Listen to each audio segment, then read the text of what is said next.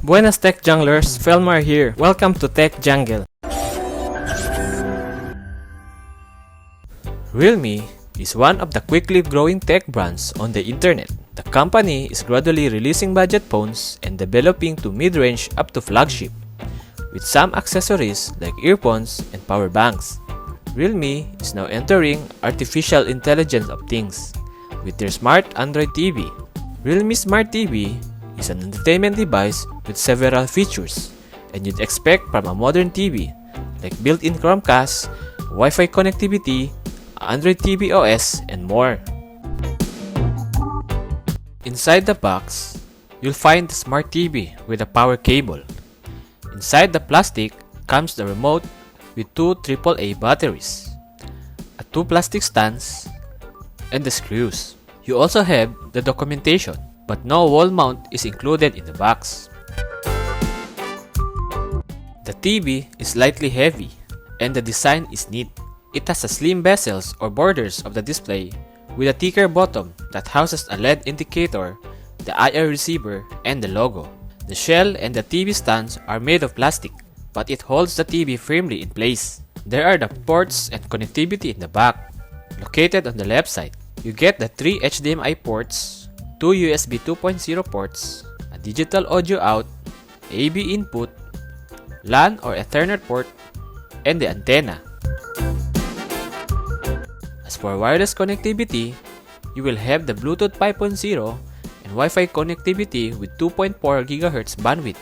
The TV has a 32-inch IPS panel in a full HD resolution of 1920 by 1080 pixels with a 60Hz refresh rate. The viewing angles and peak brightness are decent.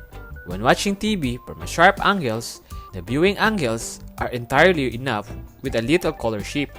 Darker scenes appear less black since there is no local dimming in this panel as opposed to OLED screens, which causes this Smart TV to have less than true blacks. Color reproduction is good, but sometimes oversaturated.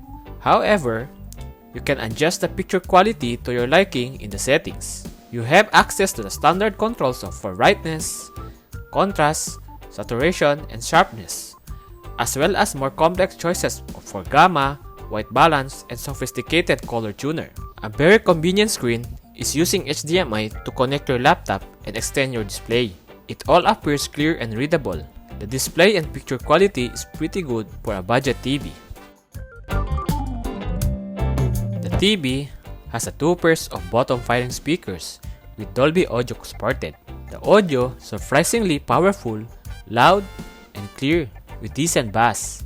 The loudness can vary depending on the source, but 50% of the normal volume is usually loud enough in a medium-sized space. The Smart TV comes with Android 9 out of the box with Android TV OS stocks experience. However, small bloatware apps are installed, but some are for Realme Essential apps.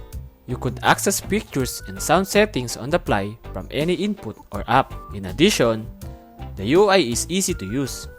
You can see rows for the installed apps. You choose as well as the most recently watched or suggestion material from different sites. Along with a few well-known Google services, Netflix and Prime Video apps, you can access a lot more apps through Google Play Store as well. The TV's included remote has a compact shape that makes it simple to grip and might be easy to lose in your area. The standard Realme wireless remote control is provided and it works well. However, I'd like to have a mouse button option in the remote where you can navigate with a hand gesture that serves as a mouse for navigation. The inbuilt mic and Google Assistant button gives you the functionality of giving commands to the TV directly from the couch. The remote has the typical navigation keys such as volume control and hotkeys with dedicated buttons for Netflix, Prime Video, and YouTube. The remote is best used for settings, input selections, and mute. A quad-core MediaTek chip powers the TV.